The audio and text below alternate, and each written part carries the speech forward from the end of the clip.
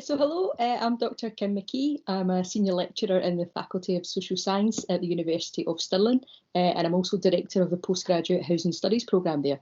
And so I joined the HSA when I was a PhD student at the University of Glasgow, so that would have been around 2004, and I've been an active member since then.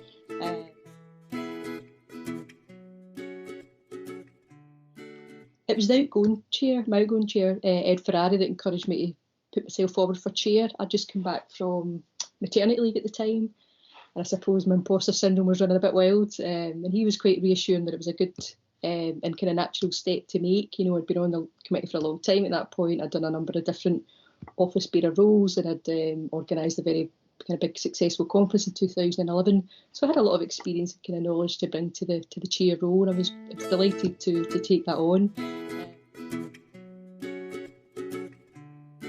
There was a number of new initiatives launched in 2013, just before I became chair. We launched a new website, and at the end of 2013 we also introduced the Valerie Kahn Early Career Prize. So my role really was just to try and embed these new initiatives so we could sustain them in the longer run. Just when I was chair, but that period I was on the committee, it was a real hub of activity, and I think we really did step up the benefits for members. So we had the Valerie Kahn Prize, as I mentioned. We introduced the bursaries for early career researchers. There was also the events support funding, and all these initiatives are really good, but also you need a process behind that and a way of managing all those applications. So I guess that's all the stuff that goes on behind the scenes that maybe members don't see. And this was a bequest that was left by Valerie's family, and it became, I guess, the HSA became its home. We took charge of kind of managing the process and encouraging applications, and we normally award the prize at the HSA annual conference.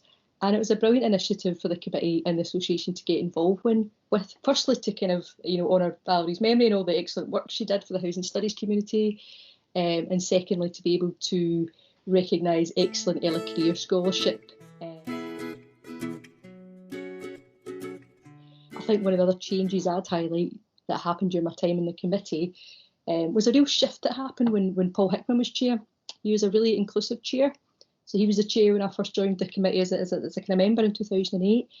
And his tenure, I think, really marked a turning point where more early and mid-career colleagues became more involved in the HSA committee before that. I think the thing that sticks in my mind is probably a lot more prominence being given to the private rented sector, actually, and that's probably the time when I started becoming a bit more interested in that myself as well, research-wise. I think it's always maybe been, the kind of Cinderella of the housing world. We've not maybe given it the attention it deserves.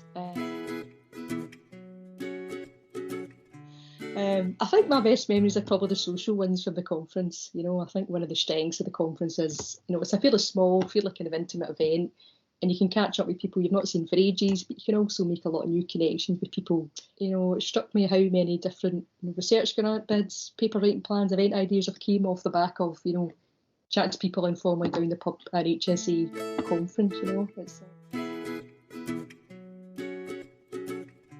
I think COVID-19 and the lockdown, I think, really underlined the importance of home, housing and community. We're all spending much more time in our homes, our local neighbourhoods, and they've become really central to what we do in our day-to-day life.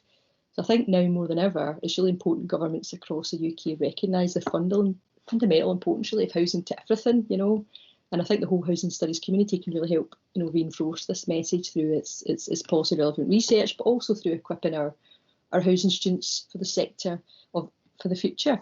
Housing education is probably also a critical aspect, and I'd maybe like to see a bit more of a focus on the education side going forward, because our students essentially, they're the housing sector of the future. But there's also so many other important people on the committees beyond the chairs, that make all this stuff happen. That's probably the other thing I would add. Because I guess chairs, we're often the figurehead and who people will contact when they want to liaise with HSE, but actually we've probably got the easy job in some ways, haven't we?